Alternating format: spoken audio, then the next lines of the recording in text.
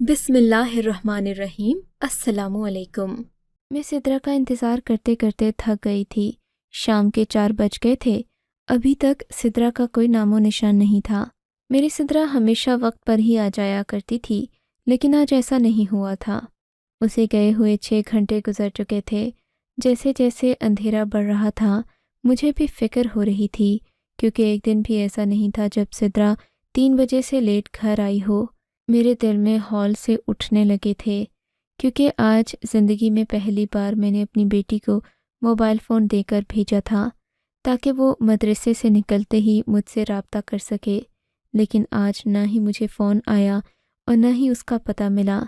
دل میں کئی وسوسے تھے جو کہ میرے ذہن کو خراب کرنے لگے۔ میں سوچنے لگی کہ میں نے آج اسے موبائل فون دے کر بھیجا تھا، خدا نخواستہ راستے میں اسے چور ڈاکو مل گئے ہوں، انہوں نے موبائل فون چھیننے کے بہانے میری بچی کی جان ہی نہ لے لی ہو، کیونکہ ہم لوگ کرانہ کوئی زیادہ حیرت کی بات نہیں تھی۔ چور ڈاکو جب بھی آتے لوگوں کو لوٹ کر ہی جاتے اور ساتھ میں کبھی کبھی تو جان بھی لے لیتے تھے۔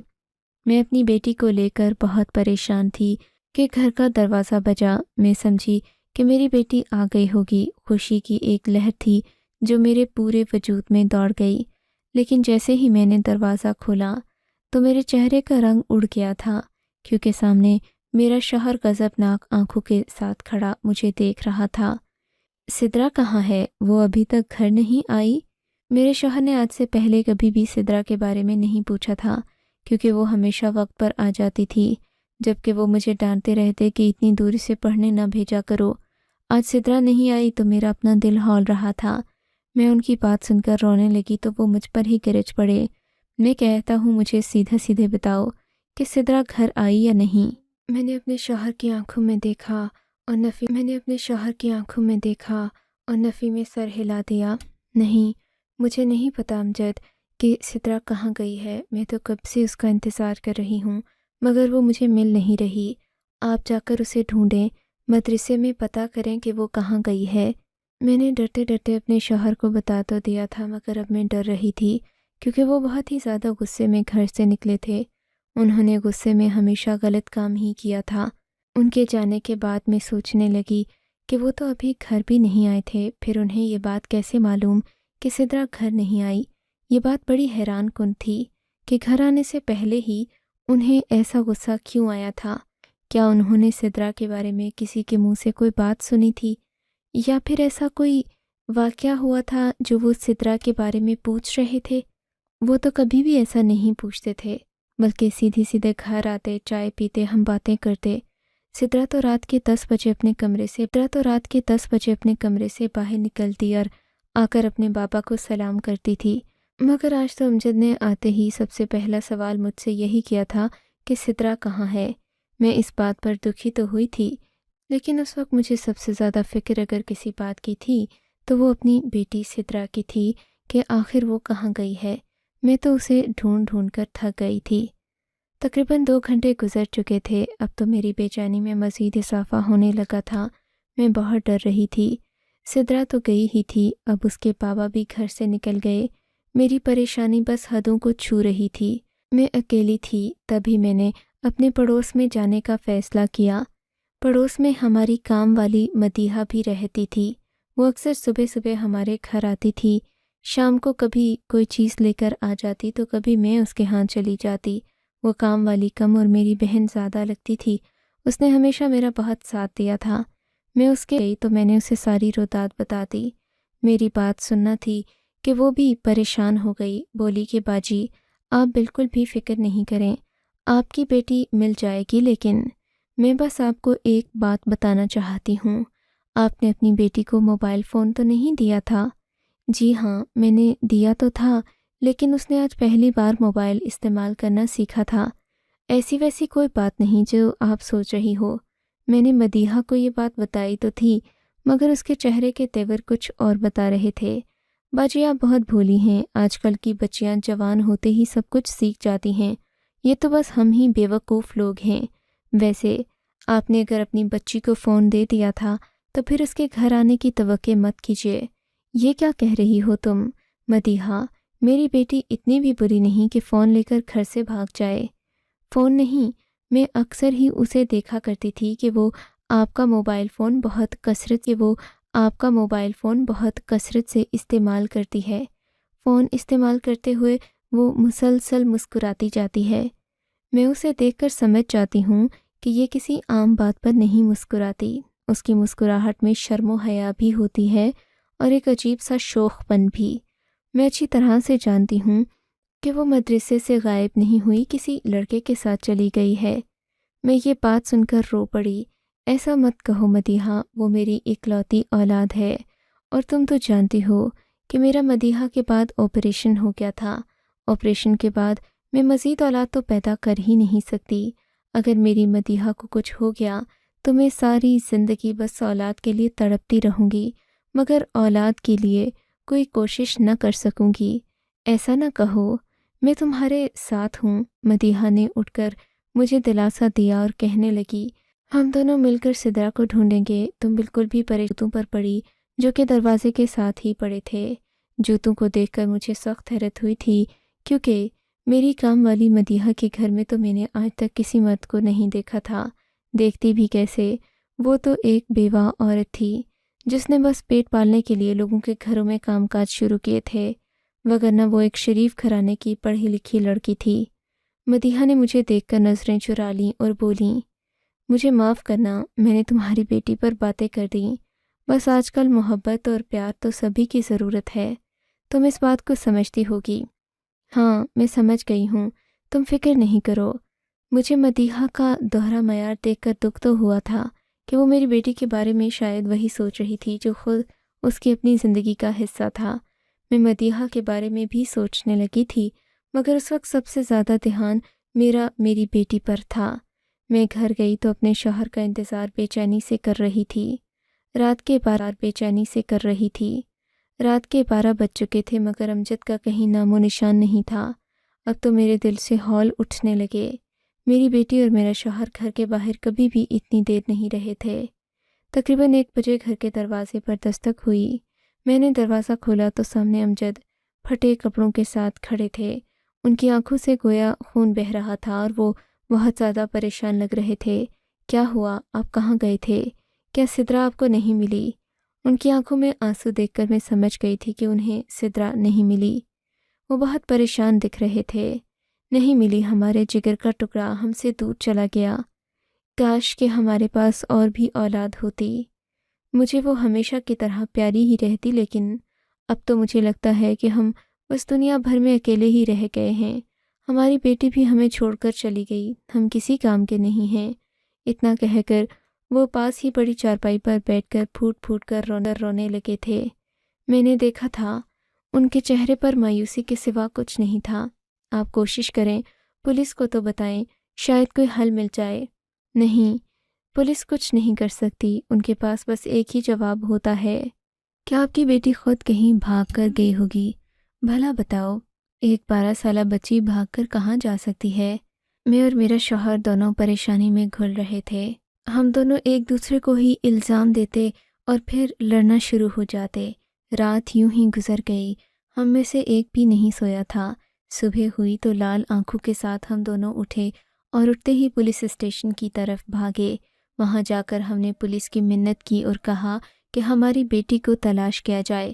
ان لوگوں نے کہا کہ آپ کی بیٹی جس مدرسے میں جاتی ہے وہ آپ کے گھر سے بہت ہی زیادہ قریب ہے، اتنا دور تو نہیں، اور راستہ بھی تقریباً محفوظ ہی ہے۔ ایسا کوئی مسئلہ تو نہیں کہ اس کو کسی نے اغوا کر لیا ہو، ضرور وہ خود ہی کسی کے ساتھ اپنی رضامندی سے گئی ہوگی۔ میں ایسا مان ہی نہیں سکتی کہ وہ اپنی رضامندی کے ساتھ کسی کے ساتھ گئی ہو۔ ہم نے تو اس کی بہت اچھی تربیت کی ہے اور وہ مدرسے میں حافظ قرآن بھی تھی۔ ایسا نہیں ہو سکتا انسپکٹر صاحب کہ ہماری بیٹی بھاگ کر گئی ہو۔ اب وہ لوگ بھی سوچ میں پڑ چکے تھے، بیٹی کا کہیں سراغ نہیں مل رہا تھا۔ بالآخر وہ ہوا جو ہم نے سوچا بھی نہیں تھا۔ پولیس اسٹیشن سے نکلتے ہی ہماری نظر مدیحہ پر پڑی، جو سامنے لٹے پٹے حال کے ساتھ کھڑی تھی۔ کیا ہوا ہے مدیحہ؟ تم یہاں تک کیسے آئی؟ ہمارا پیچھا کر رہی تھی؟ نہیں جی، میری ہمت کہاں کہ میں پیچھا کروں۔ بات ہی ایسی تھی کہ آپ کے پیچھے پیچھے آئی کہ آپ کو بتا سکوں، لیکن خبر اتنی بری کہ مجھ سے بولا نہیں گیا۔ اب جب کہ وہ سب ہو ہی گیا ہے تو کیوں نہ میں آپ کو بتا دوں۔ جلدی بولو، مجھے تجسس میں مت ڈالو۔ میں نے آگے بڑھ کر اس کو جھنجھوڑنا چاہا تو اس نے مجھے وہ خبر سنائی جو کسی بھی ماں کے دل پر آرے کی طرح چل جائے۔ کہنے لگی کہ تمہاری بیٹی سدرا اب اس دنیا میں نہیں رہی۔ دنیا میں کیسے نہیں رہی مدیحہ؟ ایسے تو مت بولو۔ کیا تم نے اس کی لاش دیکھی ہے؟ کسی نے بتایا ہے کہ وہ مر گئی؟ میں نے کسی کو نہیں کہا تھا کہ ہم سدرا کو ڈھونڈ رہے ہیں۔ مجھے تو یہ بھی نہیں پتا کہ سدرا گئی کہاں تھی۔ ہاں، بس ایک فون آیا تھا، میں آپ ہی کے گھر میں تھی۔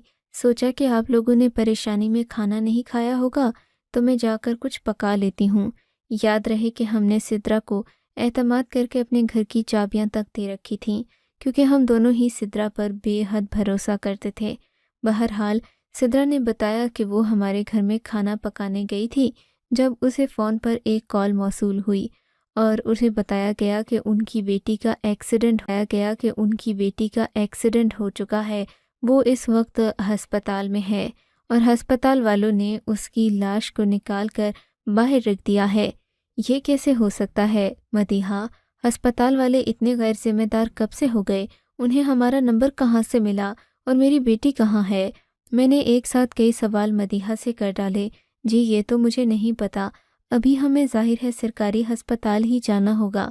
ہسپتال میں جا کر ہم دیکھ لیتے ہیں کہ تمہاری بیٹی وہی ہے جو ایک ایکسیڈنٹ میں اپنی جان کھو چکی ہے یا پھر وہ کوئی اور ہے۔ میرے تو دل ہول رہا تھا۔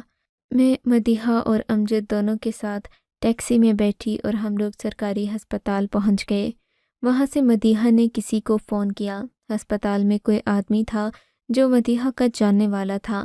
اس نے فون اٹھاتے ہی کہا کہ سدرا کی لاش کو اس نے ایک کپڑے میں لپیٹ دیا ہے، ہم آ کر اسے ایمبولینس میں ڈال کر لے کر جا سکتے تھے۔ میرا دل بری طرح رو رہا تھا۔ ان لوگوں نے جب لاش ہمارے حوالے کی تو میرا دل پھٹ رہا تھا۔ ہمت نہیں ہوئی کہ میں اپنی بیٹی کا چہرہ دیکھ سکوں۔ بس اسے اسی طرح اپنی گود میں رکھا اور ہم لوگ روتے دھوتے گھر آ گئے تھے۔ مگر جب میں نے گھر آ کر اپنی بیٹی کے چہرے سے کفن ہٹایا تو میری چیخ ہی نکل گئی۔ اس کا چہرہ تو مسخ ہو چکا تھا۔ ایسا معلوم ہوتا تھا جیسے میری بیٹی کا ایکسیڈنٹ بہت ہی بھیانک طریقے سے ہوا ہے اور اس دلدوز ایکسیڈنٹ کے نتیجے میں اس کی لاش تقریباً 90% مسخ ہو چکی تھی۔ میرا دل خون کے آنسو رونے لگا۔ میری بچی کے لیے اتنی دردمند موت لکھی ہوگی میں نے تو سوچا بھی نہیں تھا۔ پریشانی کے عالم میں میرے چہرے سے آنسو بہہ رہے تھے اور میں یہی سوچ رہی تھی کہ بس ایک ہی بیٹی اللہ نے مجھے دی تھی اور اب وہ بھی اس دنیا سے چلی گئی۔ اب تو ہمارا کوئی بھی اس دنیا میں نہیں رہا۔ ہم لوگوں نے محلے کے لوگوں کو اکٹھا کیا، نماز جنازہ ادا کی اور پھر اسے منو مٹی تلے دفنا دیا تھا۔ میں اپنی بیٹی کے بارے میں جتنا سوچتی اتنا ہی مجھے رونا آتا تھا۔ میری پریشانی کی کوئی حد نہیں تھی۔ ایسا لگتا تھا کہ میں اپنی زندگی میں اپنی بیٹی کو کھو کر بالکل ناکارہ ہو چکی ہوں۔ مجھے اب اپنے شوہر کی بھی فکر تھی کیونکہ ہم دونوں کی اولاد ختم ہو چکی تھی اور اب ہم دوبارہ ماں باپ نہیں بن سکتے تھے۔ ایک یہی پریشانی مجھے بھی کھائے جا رہی تھی کہ کہیں کچھ عرصے کے بعد میرے شوہر کو اس کے رشتہ دار یہ مشورہ دینا ہی نہ شروع کر دیں کہ اب تو بیٹی بھی نہیں رہی تو تم شادی کر لو تاکہ ایک اور اولاد ہو جائے۔ اس غم نے بھی میرے سر پر تلوار لٹکا رکھی تھی۔ کچھ دیر کے بعد مدیحہ آئی تو اس نے بھی مجھ سے یہی بات کی۔ باجی اب تمہارا کیا بنے گا؟ تمہاری تو اولاد بھی نہیں رہی۔ میں نے تو یہی سنا ہے کہ جب مرد کو اولاد نہیں ملتی تو وہ دوسری شادی کے بارے میں ضرور سوچتا ہے۔ تمہارے شوہر کو بھی اولاد کی ضرورت ہے، تم ایسا کیوں نہیں کرتی کہ کوئی بچہ جا کر یتیم خانے سے لے آؤ؟ میں نے اپنے شوہر سے یہ بات کی تو وہ بھڑک اٹھا۔ ایسا سوچنا بھی مت کہ میں یتیم خانے سے کسی کی اولاد لا کر پالوں گا۔ میری اپنی بچی تمہاری لاپرواہی کی وجہ سے منو مٹی تلے دب گئی اور اب تم کسی اور کی اولاد دے کر میری زندگی تباہ کرنا چاہتی ہو۔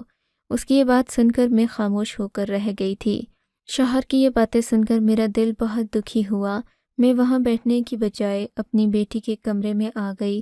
میں نے اس کے کمرے کا دروازہ کھولا، اندر بیٹھی تو وہ مجھے موبائل کہیں بھی نظر نہیں آیا جو میں نے اسے دیا تھا۔ اس کا مطلب کہ وہ موبائل اپنے ساتھ لے کر گئی تھی۔ تو پھر موبائل کہاں گیا؟ ایکسیڈنٹ میں اس کی جان بھلے سے کہاں گیا؟ ایکسیڈنٹ میں اس کی جان بھلے سے چلی گئی۔ لیکن سوال یہ تھا کہ اگر ڈاکٹر نے ہمارے نمبر پر گھر میں فون کیا ہے، اس کا مطلب تو یہی تھا کہ ان لوگوں کو ہمارے گھر کے نمبر کا پتہ تھا، اور نمبر تو تبھی پتہ چلتا ہے جب فون کھول کر دیکھا جائے، کیونکہ میں نے اپنی بیٹی کو جو فون دیا تھا اس میں گھر کا نمبر بھی فیڈ کیا ہوا تھا۔ باقی بھی کافی سارے نمبر تھے، لیکن گھر کا نمبر گھر کے نام سے ہی سیو کیا تھا۔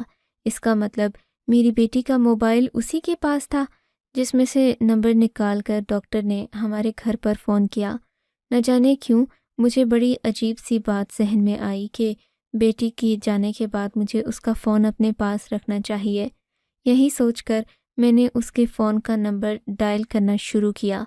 میں یہ دیکھ کر بڑی خوش تھی کہ آگے بیل جا رہی تھی۔ ہسپتال والے اتنے بھی غیر اخلاقی تو نہیں ہوتے کہ وہ کسی کا موبائل لے کر رکھ لیں اور اس کے لاحقین کے حوالے نہ کریں، مگر جیسے ہی میں نے کال ملائی تو آگے کی آواز سن کر میرے قدموں تلے سے زمین نکل گئی۔ میں نے ایسی آواز سنی تھی جس کے بارے میں میرے وہم و گمان میں بھی نہیں تھا اور میں سوچ بھی نہیں سکتی تھی۔ میں تو اپنے کمرے میں ساکت بیٹھی رہ گئی۔ مجھے ایسا لگ رہا تھا کہ زمین یہیں پر تھم گئی ہے اور آسمان میرے سر پر آ گرا ہے۔ مجھے سمجھ میں نہیں آتا تھا کہ میں اس بات کا غم کروں کہ شکر کروں۔ میں بس وہیں بیٹھی رہی تھی۔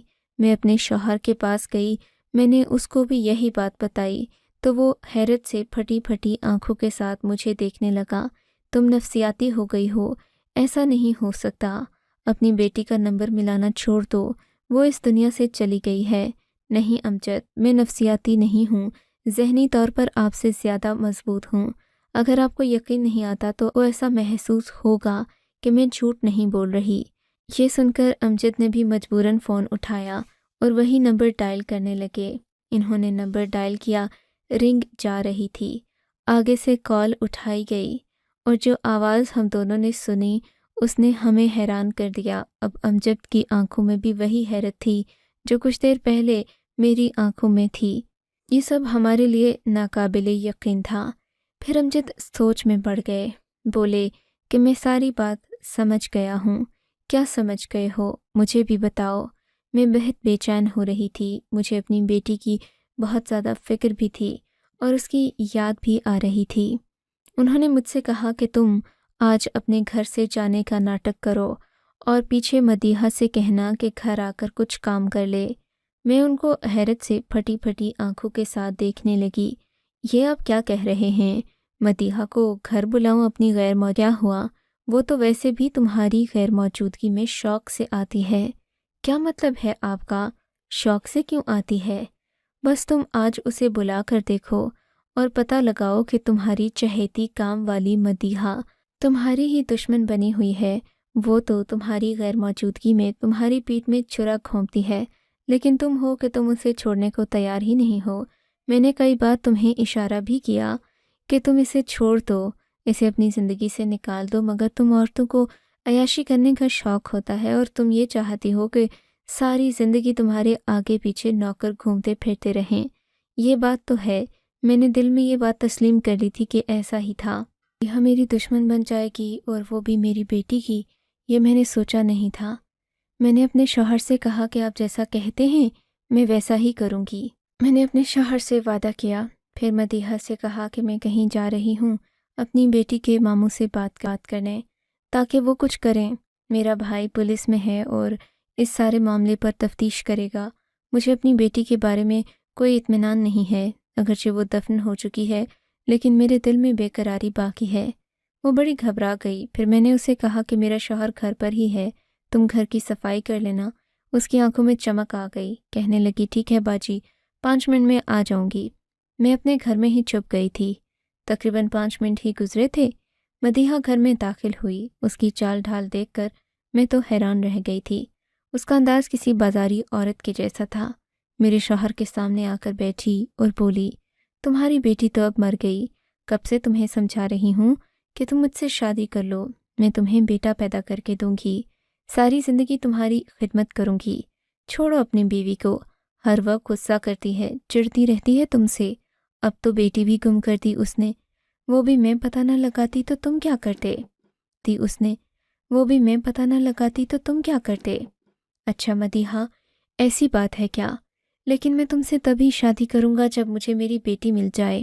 محبت تو میں تم سے بہت کرتا ہوں، لیکن اگر بیٹی کے بغیر تم سے شادی کر لی تو میری بیوی میرے پیچھے پڑی رہے گی، اس لیے اگر میری بیٹی واپس آ جائے تو ہم لوگ اس کے ساتھ رہیں گے۔ میرا مطلب میری بیوی اپنی بیٹی کے ساتھ مگن رہے گی اور ہم دونوں کو بالکل بھی ڈسٹرب نہیں کرے گی، پر اگر بیٹی نہ ہوئی تو وہ ہمارا جینا حرام کر دے گی۔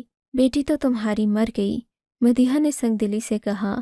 مجھے پتا ہے میری بیٹی زندہ ہے، کل میں نے اس کے فون پر کال کی تھی تو اس کی آواز آئی تھی، گھٹی گھٹی سی آواز تھی، لگتا ہے کہ وہ کسی کمرے میں بند ہے۔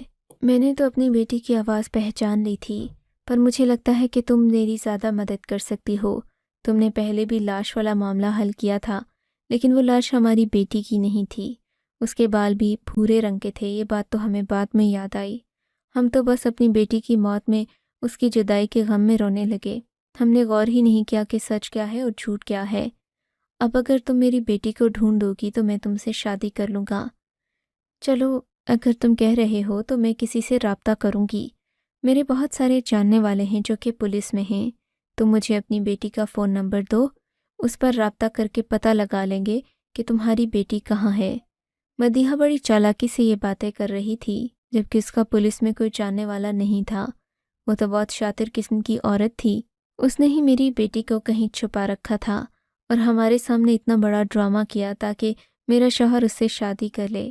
اس میں اتنی ہمت تو نہیں تھی کہ میری بیٹی کی جان لے سکے، البتہ اس نے گھما پھرا کر ہمیں یہ یقین ضرور دلا دیا تھا کہ ہماری بیٹی مر گئی ہے اور اولاد کے لیے میرے شوہر کو مدیحہ سے شادی کرنا پڑے گی۔ اس سارے گھنونے ختم ہوتے ہی ہم نے مدیحہ سے دوری اختیار کر لی، کیونکہ ایسے آستین کے سانپ آپ کو کسی بھی وقت نقصان پہنچا سکتے ہیں۔ میری بیٹی نے چالاکی یہ کی کہ اپنا فون اپنے پاس ہی رکھا، اور جب مدیحہ نے اغوا کر کے اسے ایک اندھیرے کمرے میں قید کیا تب بھی اس نے اپنے فون کو اپنے پاس ہی رکھا، سنبھال کر رکھا۔ شاید اس پر اللہ کا کرم تھا، حافظ قرآن ہونے کی وجہ سے وہ بہت ہمت والی بہادر بچی تھی، وگرنہ اگر اس کی جگہ کوئی عام بچی ہوتی تو شاید ہمیں کبھی بھی نہ مل پاتی، لیکن اس کی عقل مندی اور اللہ کی مدد نے ہم سب کی زندگیاں برباد ہونے سے بچا لیں۔ آپ کو اگر یہ کہانی اچھی لگی ہے تو اس ویڈیو کو لائک کیجیے، اور اس طرح کی مزید کہانیاں سننے کے لیے ہمارے چینل کو ضرور سبسکرائب کیجیے۔ کہانی سننے کا شکریہ، آپ سے ملاقات ہوگی اگلی ویڈیو میں، تب تک کے لیے اللہ حافظ۔